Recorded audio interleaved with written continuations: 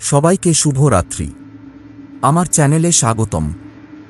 আজ আমি আপনাদের জন্য নিয়ে এসেছি এক অদ্ভুত, অজানা কিন্তু অত্যন্ত সত্য মনে হওয়া এক ভৌতিক গল্প। এ গল্প কোনো কল্পনা নয়। এ গল্প এক ছাত্রের জীবন থেকে খুঁজে পাওয়া এক ডায়েরি থেকে আহরিত। এই ডায়েরি পড়ে আমার গা শিউরে উঠেছিল। আপনাদেরও হবে। গল্পটা শুরু হয় এক পুরনো স্কুলের কথা দিয়ে, যেখানে শুধু মানুষ নয়, ভূতেরাও পড়াশোনা করে। হ্যাঁ, শুনে অবাক লাগছে, কিন্তু এটাই সত্য। এই স্কুলে ভূতেদের ক্লাস হয়। এখানে শেখানো হয় কিভাবে মানুষকে ভয় দেখাতে হয়, কিভাবে ঘরে ঢুকতে হয়, কিভাবে আত্মা হারানো মানুষকে আটকাতে হয়, আর কিভাবে নিজেদের অস্তিত্ব বজায় রাখতে হয়। এই রাতের গল্পটা শুনতে প্রস্তুত কি আপনি? আলো নিভিয়ে ফেলুন, হেডফোন লাগান, আর মনোযোগ দিয়ে শুনুন, কারণ এই গল্প শেষ হওয়ার আগেই আপনি হয়তো পিছনে ঘাট ঘুরিয়ে দেখবেন কে যেন দাঁড়িয়ে আছে। চলুন তাহলে শুরু করা যাক ভূতদের ক্লাস। আমি আব্দুল করিম, বয়স 18। ঢাকার বাইরে গাজীপুরের পাশে এক গ্রামে বড় হয়েছি। বাবা মা দুজনই শিক্ষক, তাই আমার মধ্যেও পড়াশোনার প্রতি ভালোবাসা ছিল। কিন্তু আমার জীবনের সবচেয়ে ভয়াবহ ঘটনাটা ঘটেছিল একটা স্কুলের ভেতরেই। 2018 সালের জুন মাস। আমি নতুন করে একটা কলেজে ভর্তি হয়েছি, জাহাঙ্গীরনগর কলেজ। নাম শুনতে মনে হয় আধুনিক, কিন্তু সত্যি বলতে এটা ছিল এক পুরনো, ভাঙা, জরাজীর্ণ ভবন। স্কুলটা আগে একটা মিশনারি স্কুল ছিল, 1930-এর দশকে তৈরি। কিন্তু 1971 সালে যুদ্ধের সময় এখানে কত মানুষ মরেছে কে জানে। আমার বাবা বলেছিলেন এখানে রক্ত ঝরেছে অনেক। সেই রক্তের গন্ধ এখনো ভিতরে লেগে আছে। আমি তখন হাসতাম, বাবা আপনি আবার ভূতের গল্প শুরু করলেন। কিন্তু আজ জানি তিনি ভুল বলেননি। প্রথম দিন স্কুলে ঢুকেই মনে হলো কেমন যেন ঠান্ডা হাওয়া বইছে। গ্রীষ্মকাল, তাপমাত্রা 38 ডিগ্রি, কিন্তু স্কুলের ভেতরে ঠান্ডা, যেন কোনো এসি চালু আছে। আমি তখন মনে মনে ভাবলাম এখানে এসি আছে। এত পুরনো স্কুলে, কিন্তু এসি ছিল না। এসি ছিল না, তবু ঠান্ডা ছিল। আমার ক্লাস ছিল 3য় তলায়। সিঁড়ি দিয়ে উঠতে উঠতে মনে হলো কে যেন পিছনে পিছনে আসছে। আমি পিছনে তাকালাম, কেউ নেই। শুধু সিঁড়ির শেষে একটা দরজা খোলা ছিল। সেটা ছিল B-3 রুম। শিক্ষকরা বলতেন এটা ব্যবহার করা হয় না, কিন্তু আমি দেখলাম সেখানে আলো জ্বলছে, মিটমিট করে লাল আলো, যেন কোনো পুরনো টিভি চালু আছে। আমি কাছে গেলাম, দরজার ফাঁক দিয়ে তাকালাম। ভেতরে কোনো টিভি নেই, কিন্তু একটা পুরনো ব্ল্যাকবোর্ডের সামনে এক মানুষ দাঁড়িয়ে। লম্বা, পাতলা, সাদা শার্ট পরা, মুখ দেখা যাচ্ছে না, কিন্তু তার হাতে একটা চক ছিল, আর সে ব্ল্যাকবোর্ডে লিখছিল আজকের লেসন, কিভাবে একজন মানুষকে তার স্বপ্নে ভয় দেখাতে হয়। আমি চমকে উঠলাম, পিছনে সরে এলাম। দরজা বন্ধ হয়ে গেল, আলো নিভে গেল। আমি দৌড়ে আমার ক্লাসে চলে এলাম। ক্লাসে গিয়ে কাউকে কিছু বললাম না। ভাবলাম হয়তো চোখের ভুল। কিন্তু সেদিন রাতে আমার স্বপ্নে একই লাইন এল, আজকের লেসন, কিভাবে একজন মানুষকে তার স্বপ্নে ভয় দেখাতে হয়। আমি ঘামে ভিজে জেগে উঠলাম। পরের দিন আমি B-3 রুমে আবার গেলাম।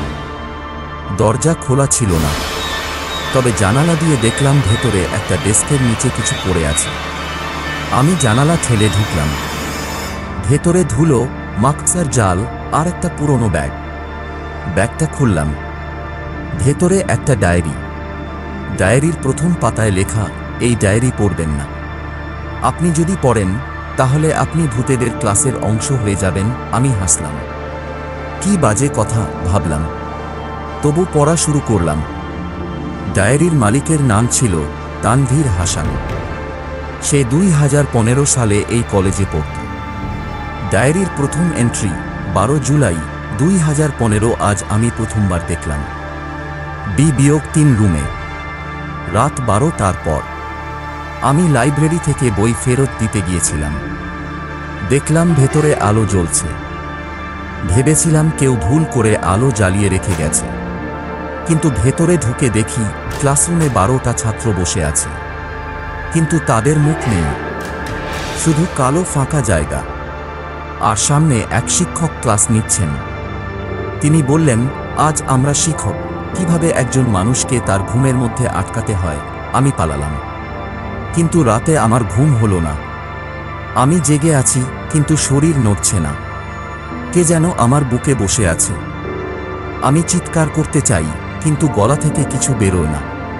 তারপর সেই শিক্ষক এলেন। তিনি বললেন, তুমি আমাদের ক্লাস দেখে ফেলেছ, এখন তুমি আমাদের অংশ। আগামীকাল রাত 12টায় আসবে। না এলে তোমার আত্মা আমাদের হবে। আমি ডায়েরি পড়ে হাত কাঁপছিল। এটা কি সত্যি নাকি কারো মজা? কিন্তু তানভীরের ডায়েরি শেষ হয়ে গেছে 15 জুলাই 2015-এ। শেষ লাইন, আমি আর পারছি না। তারা আমাকে ডাকছে।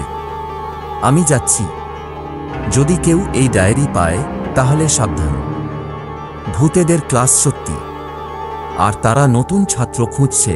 আমি ডায়েরি বন্ধ করলাম, কিন্তু সেই রাতে আমার ঘুম হলো না। আমি জেগে আছি, কিন্তু শরীর নড়ছে না। আমার বুকে কে যেন বসে আছে, আর দেয়ালে ঘড়ির কাঁটা ঠিক 12টা দেখাচ্ছে। আমি জানি না কিভাবে স্কুলে পৌঁছালাম। আমার পা নিজে থেকে চলছিল। আমি সিঁড়ি দিয়ে উঠলাম।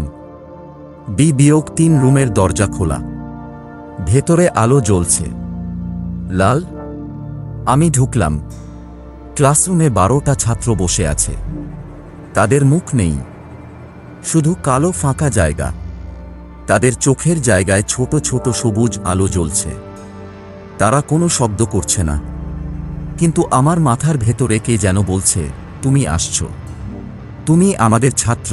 সামনে শিক্ষক, সেই লম্বা মানুষ, সাদা শার্ট।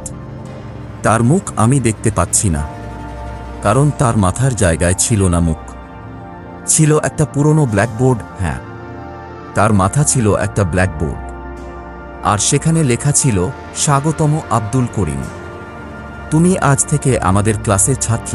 আমি চিৎকার করতে চাইলাম, কিন্তু আমার মুখ থেকে কিছু বেরোল না। শিক্ষক বললেন, তার মুখ থেকে নয়, আমার মাথার ভেতরে কণ্ঠস্বর। আজকের লেসন, কিভাবে একজন মানুষকে তার স্বপ্নে ভয় দেখাতে হয়।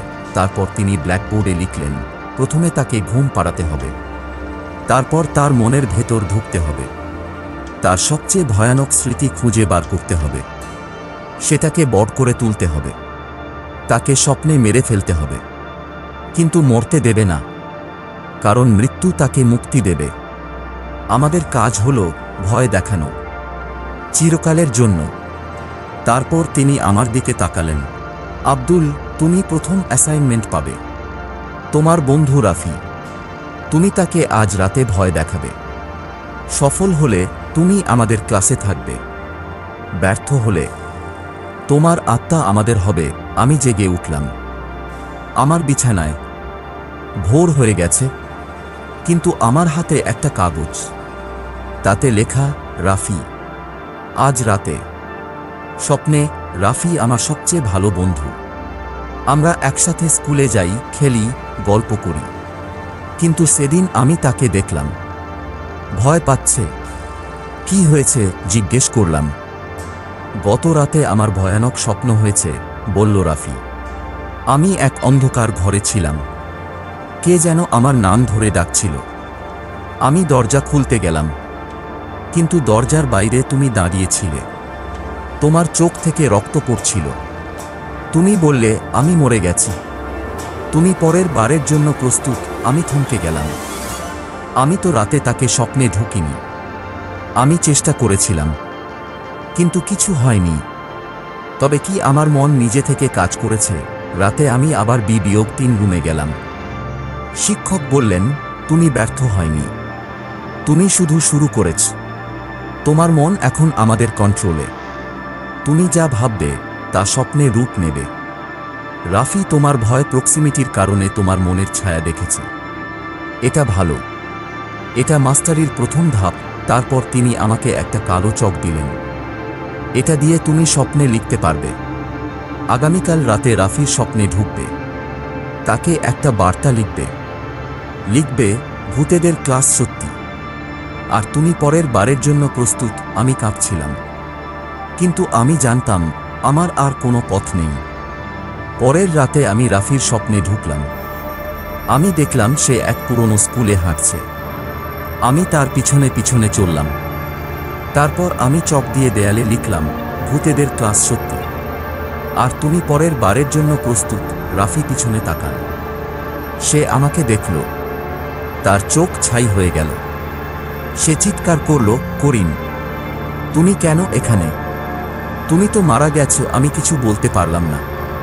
তারপর হঠাৎ করে রাফির মাথা পিছনে ঘুরে গেল 180 ডিগ্রি। তার গলা ভেঙে গেল। সে মাটিতে পড়ে গেল। আমি জেগে উঠলাম। পরের দিন স্কুলে খবর পেলাম রাফি রাতে হৃৎপিণ্ডঘাতে মারা গেছে। ডাক্তার বলেছে হঠাৎ হৃদযন্ত্রের ক্রিয়া বন্ধ হয়ে গেছে, কিন্তু আমি জানি রাফির মৃত্যু হয়নি হৃৎপিণ্ডঘাতে। সে মরেছে ভয়ে, আমার কারণে। আমি আবার B-3 রুমে গেলাম। শিক্ষক বললেন, অভিনন্দন আব্দুল, তুমি প্রথম মিশন সফল করেছ। তুমি এখন আমাদের ক্লাসে স্থায়ী ছাত্র। তারপর তিনি আমাকে একটা ব্যাজ দিলেন, কালো রঙের। তাতে লেখা, ভূতেদের ক্লাস শিক্ষার্থী। আমি বাড়ি ফিরলাম, কিন্তু আমার আয়নায় আমার প্রতিবিম্ব নেই। সপ্তাহ কেটে গেল। আমি আর কথা বলি না, হাসি না, খাই না, ঘুমাই না। কারণ ঘুমালেই আমি B-3 রুমে যাই। আমার দেহ বিছানায়, আত্মা স্কুলে। আমার মা আমাকে ডাক্তারের কাছে নিয়ে গেল। ডাক্তার বলল স্ট্রেস, ডিপ্রেশন, কিন্তু আমি জানি আমি আর মানুষ নই। শিক্ষক এবার নতুন অ্যাসাইনমেন্ট দিলেন, তোমার মাকে ভয় দেখাবে। তাকে স্বপ্নে দেখাবে যে তুমি মারা গেছ, আর তুমি তাকে নিতে এসেছ। আমি বললাম, না, আমি আমার মাকে ভয় দেখাব না। শিক্ষক হাসলেন। তার ব্ল্যাকবোর্ড মাথায় লেখা বদলে গেল, না বলার অধিকার তোমার নেই। না করলে তোমার মা সত্যিই মরবে। আমি জানি সে মিথ্যা বলছে না। রাতে আমি মায়ের স্বপ্নে ঢুকলাম। সে আমাকে দেখে কাঁদছিল। আমি বললাম, মা, আমি মরে গেছি, আমি তোমাকে নিতে এসেছি। সে চিৎকার করে উঠল। আমি জেগে উঠলাম। মা আমার ঘরে দাঁড়িয়ে কাঁদছে। তুমি কি সত্যি মরে গেছো? বলল সে। আমি কিছু বললাম না। কিন্তু পরের দিন সকালে মা হার্ট অ্যাটাক নিয়ে হাসপাতালে ভর্তি। আমি জানি আমি তাকে মেরে ফেলেছি। আমি স্কুল ছেড়ে দিলাম, বাড়ি ছেড়ে পালালাম। কুমিল্লায় আমার চাচার বাড়িতে চলে গেলাম। আমি ভাবলাম দূরে গেলে তারা আমাকে খুঁজে পাবে না। কিন্তু রাতে আমি স্বপ্নে দেখলাম আমি B-3 রুমে। শিক্ষক বললেন, তুমি পালাতে পারবে না, তুমি আমাদের। আমরা তোমার মনে আছি।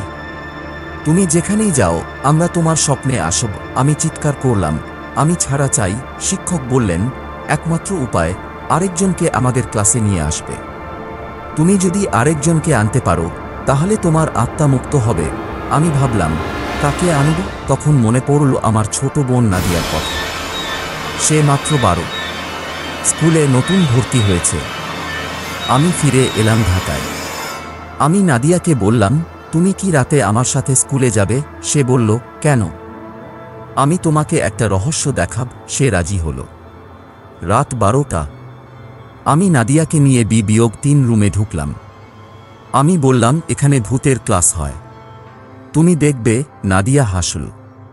ভাইয়া মজা করছেন? তখন হঠাৎ আলো নিভে গেল। আমি দেখলাম ক্লাসরুমে ছাত্ররা বসে আছে। শিক্ষক এসেছেন। নাদিয়া চিৎকার করল। শিক্ষক বললেন, আব্দুল, তুমি আনছো একটা শিশুকে। তুমি কি মনে কর আমরা শিশুদের নেব? আমি বললাম, আমি তোমাদের ক্লাস ছাড়তে চাই, এটাই একমাত্র উপায়। শিক্ষক হাসলেন। তার ব্ল্যাকবোর্ডে লেখা হলো, আমরা শিশু নেব না, কিন্তু তুমি আমাদের ক্লাস ছাড়তে চাও।